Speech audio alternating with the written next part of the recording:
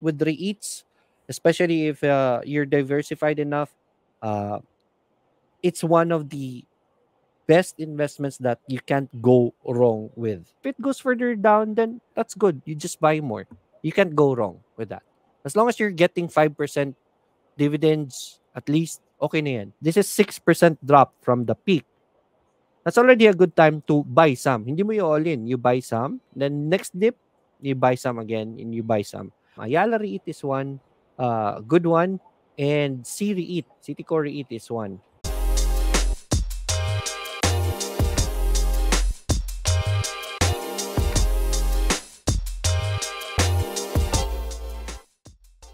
May particular REITs ka ba na worth considering nung mga tao na gustong pumasok? Yeah, ang paborito ko REIT talaga is Ayala REITs eh. Kasi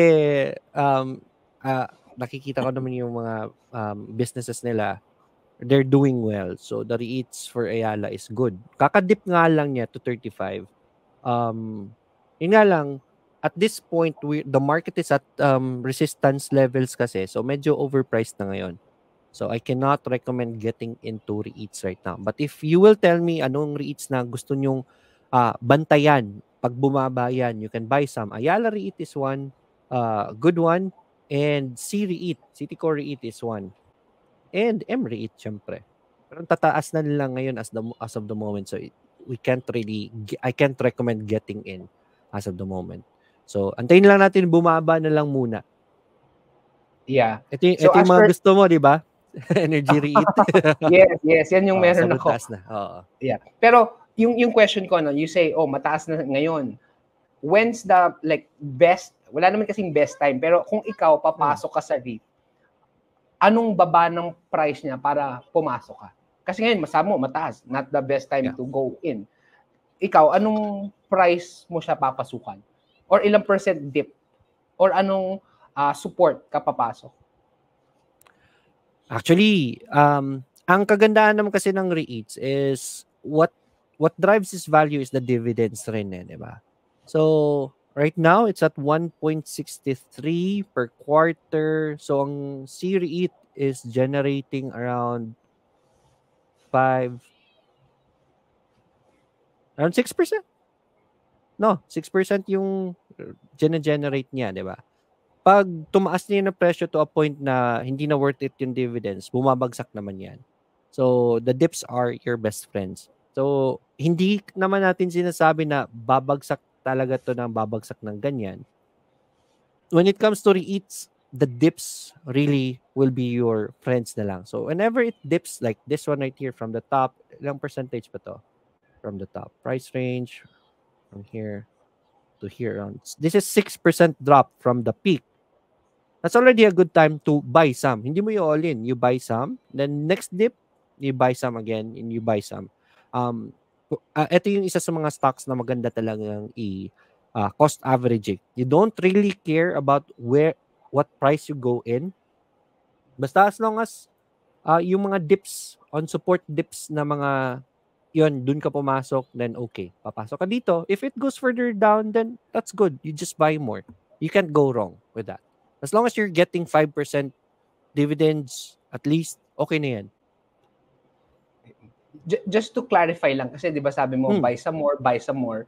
Yung kanina, when we asked the question, pagka, take some na, and yung sum mo doon is 50%. Yung in this context na, yung buy some more. Example, you have 100,000. Yung unang bili mo, ilang percent sa 100,000, and yung another buy some more, ilang percent yun. Para at least people can have an idea of buying more. Kasi baka buy more, hinaf lang nila 50K. Hindi 2 times lang sila nakabili. Like, paano mo siya hinahati-hati? Iba-iba kasi tayo ng, let's say for example, budget. I would say budget or financial status, whatever you may call it. Iba-iba kasi tayo ng magkano yung kaya. What me and my partner does is that nagbabudget kami ng 100K a month and then we buy budget na yan for REITs. Okay? So let's say for example, this month, meron kaming 100,000. So antayin lang namin yung dip and then we buy 100,000 here. And then next month, may 100,000 na naman kami. We look for the dip again and then buy 100,000. pag wala kaming dip na mahanap, then on the next month, 200,000 na ibibili namin. You buy more, you buy more, you buy more with that. So, iba-iba.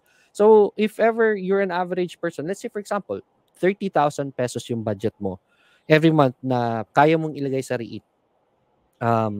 Hindi fixed naman. Savings na yan, I would say, kasi for long term yung REITs namin eh. It's more savings na style na talaga, investment long term.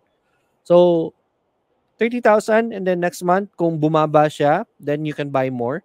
Another 30,000, another 30,000. Depende na talaga yan sa tao kung magkano yung kaya mo na plano. Again, with REITs, especially if you're diversified enough, it's one of the best investments that you can't go wrong with. So, huwag kayo matakot maglagay dyan. Right. And again, like you mentioned, no, for those who are watching, si Lloyd, expert na siya. And yung deep pockets na, kaya 100,000. Pero kung ikaw nagsisimula, hindi mo kailangan ng 100,000 to start. So kung kaya mo ng 1,000, 5,000 pesos, okay na yun. You can start. Kasi the goal naman is really learning muna than earning eh. Kumbaga, si Lloyd, nag-accumulate na lang talaga yung knowledge and skills. That's why kaya na niya magganong mga investment. And I'm sure for those who are new, darating ka rin doon. Kaya importante, follow the system and study well and do your due diligence. Right. So, kailangan i-follow nyo si Lloyd. And siguro, no, as we've been talking about stocks, we've been talking about REITs, Philippine stocks. For those who are watching na very interested, especially on how you are sharing these things, what are mga 5 stocks? Not necessarily they will buy, but something that they can study. And then, itong mga stocks na to, pagka na-consider nila, it's something na they can hold for 1 year. Ano yung mga 5 stocks na yun in your mind? Kahit top of mind lang.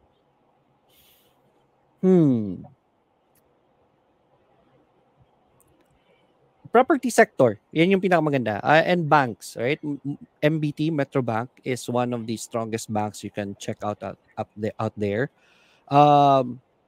Pero yung sa property is Ayala REITs are one. REITs are, mapupunta pa rin tayo sa REITs eh. But yeah, property sector, tingnan nyo sa Ayala REIT.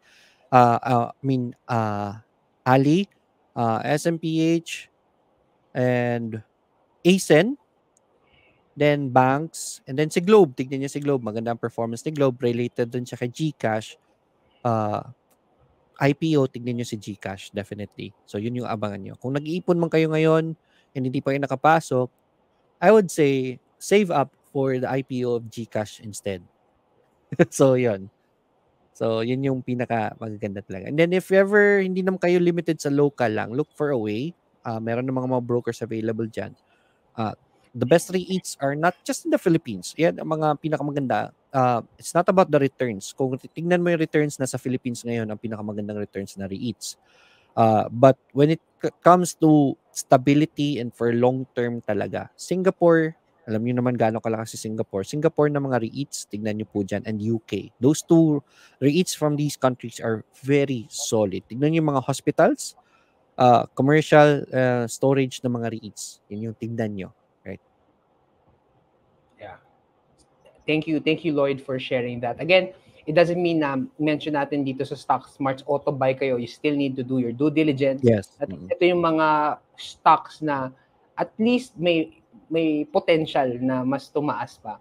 So invest at your own risk. But yun nga, importante, don't just follow people blindly. Pero you also need to see the why. Bakit kaya? Ano yung reason? Bakit nila binibili yung mga stocks na yun?